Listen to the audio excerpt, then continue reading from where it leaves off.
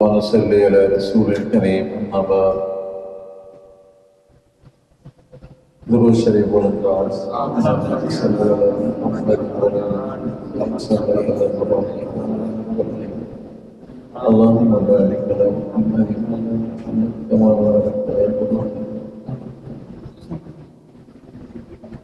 آخری اشرا ہے اور آخری اشرے کے بھی 3 دن ہے. آپ علیہ السلام نے فرمایا کہ رمضان المبارک میں 4 کام زیادہ کرے.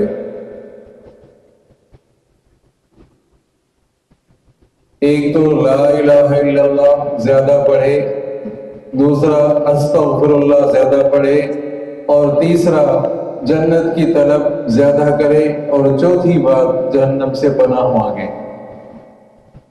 کیا ہم نے اس حدیث پر عمل کیا؟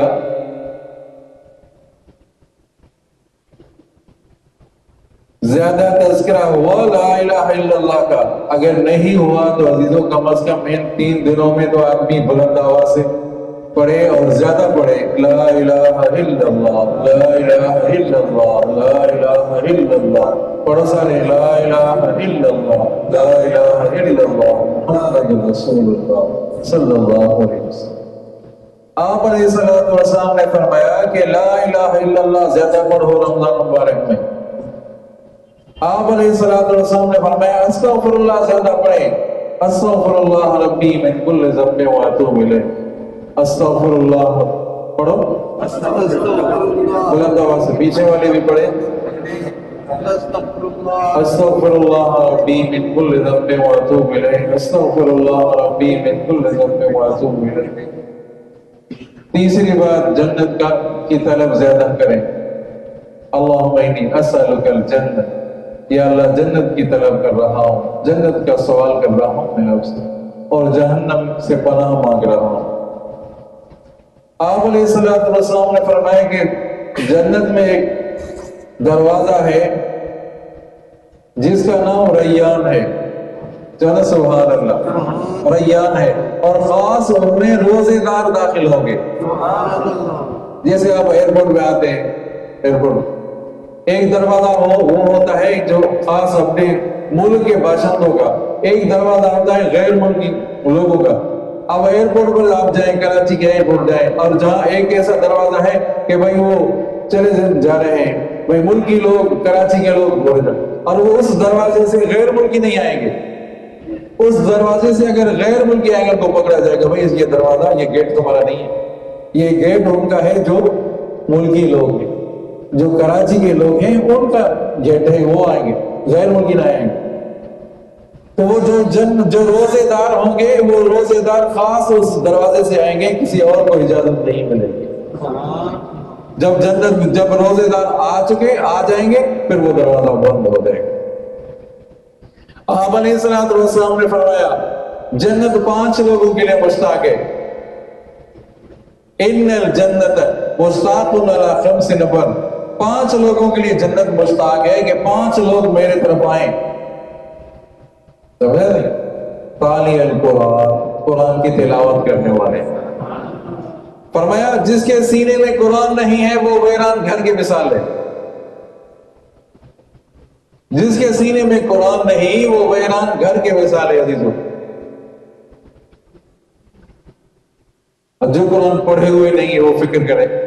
آپ علیہ السلام کی یہ حدیث مبارکہ ہے کہ جس کے دل میں قرآن نہیں وہ ویران گھر کے مثال. روزانہ ایک لفظ یاد کریں، ایک آیت یاد کریں، پڑھتے رہیں تو انشاءاللہ آ جائے گا نا. چلا آ جائے.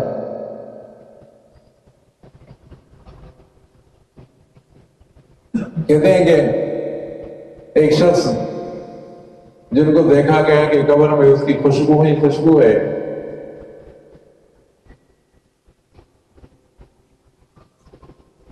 معلوم کرایا گیا کہ کیا بات ہے، یہ کیا کرتا تھا، کہ کیا کہا تو تھا تو جاہل ان پڑھ تھا، لیکن جب قرآن کھولتا تھا تو ایک لفظ پر یا ایک ورڈ پر کہتا جاتا تھا یہ بھی سچ ہے، یہ بھی سچ ہے، یہ بھی سچ ہے. پڑھا ہوا نہیں تھا، قرآن پڑھا ہوا نہیں تھا، لیکن یہ ایک ایک ورد کھولتا جاتا ہے، یہ بھی اللہ نے فرمایا، یہ بھی سچ ہے، یہ بھی سچ ہے، یہ بھی سچ ہے۔ بہت سے ایسے احباب آپ کو ملیں گے جو ہر ورد پر بسم اللہ الرحمن الرحیم پڑھتے جاتے ہیں، پڑھتے نہیں پڑھتے، ہاں نہیں؟ تو ہو سکتا ہے اللہ تبارک و تعالیٰ اس عمل کی وجہ سے اللہ تعالیٰ نجات دے دے، ہاں نہیں؟ تو بہرحال کوشش کرے آدمی قرآن پاک پڑھے، سمجھا نہیں؟ جس کے سینے میں قرآن نہیں ہے وہ ویران گھر کے مثال ہے۔ آپ علیہ السلام نے فرمایا زینوا بیوتکم، اپنے گھر کو مزین کرو، تمہارا گھر مزین ہوگا قرآن کی تلاوت سے اور نماز سے۔ بچے ہیں، چھوٹے بچے ہیں، فرمایا کہ 7 سال کے ہوں تو ان کو نماز کے لیے تاکید کریں، 10 سال کے ہوں تو ان کو بٹائی کر کے نماز کے لیے لیں۔ تو ہماری وہ یہ لازم ہے زندہ جو بہت سے ایسے احباب جو قرآن پڑھے ہوئے نہیں ہیں، کم از کم اپنے اولاد کو تو قرآن پڑھیں، یہ تو کریں، یہ تو کر سکتے ہیں۔ اس تعلیم کی طرف توجہ ہے، انگلش تعلیم کی طرف توجہ ہے، قرآن کی طرف توجہ نہیں ہے۔ تالی القرآن، قرآن کی تلاوت کرنے والے جنت کے ایسے لوگ میرے طرف آئے۔ مطعم الجیاع، بھوکوں کو کھانا کھلانے والے جنت کے ایسے لوگ میرے طرف آئے۔ آپ علیہ السلام نے فرمایا جس نے کسی بھوکے کو کھانا کھلایا اللہ تبارک و تعالی جنت کا طعام ان کو کھلائیں گے۔ ملبس العریان، ننگوں کو جو کپڑا دے دے، جس نے ننگوں کو کپڑا دیا، لباس پہنایا، اللہ تبارک و تعالیٰ اس کو جنت کا لباس پہنائے۔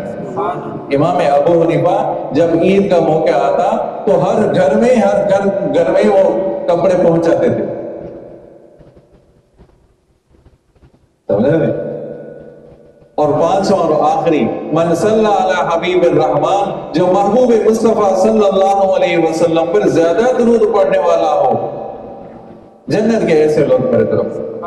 امام شافعی رحمہ اللہ سے پوچھا کہ کیا معاملہ ہوا، آپ کے ساتھ کیا معاملہ ہوا؟ فرمایا کہ درود شریف زیادہ پڑھتا تھا، درود شریف پڑھنے کی وجہ سے اللہ تعالیٰ معاف فرمایا، اللہ تعالیٰ معاف فرمایا کہتے ہیں۔ کم از کم یہ درود شریف آدمی زیادہ پڑھے، صلی اللہ علیہ نبی الامی، حکیم اختر رحمہ اللہ نے فرمایا یہ درود صلی اللہ علیہ نبی الامی وآلہ وسلم۔